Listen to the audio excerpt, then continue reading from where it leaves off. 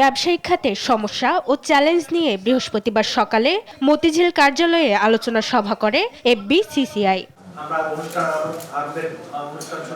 মূল প্রবন্ধে সিপিডির গবেষণা পরিচালক ডক্টর মোহাম্মদ গোলাম মোয়াজ্জেম জানান, ব্যবসায়িক সকল কার্যক্রম ম্যানুয়াল থেকে ডিজিটালাইজড করার পাশাপাশি কমাতে হবে দুর্নীতি।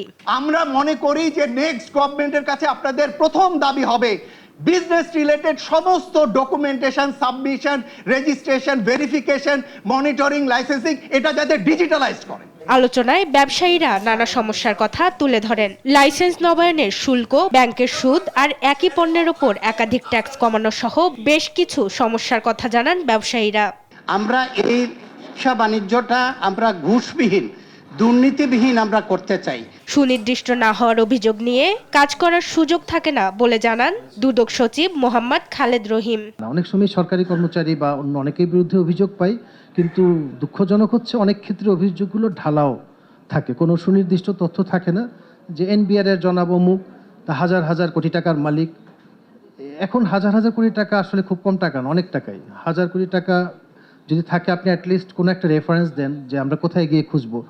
এরকমভাবে যে যদি তথ্য দেওয়া হয় সেই তথ্য আসলে খুব একটা কাজে লাগে না। আলটিমেটলি অনুসন্ধান করে আমাদের আয়ও যারা আছে তারা হয়তো খুঁজে পায় না।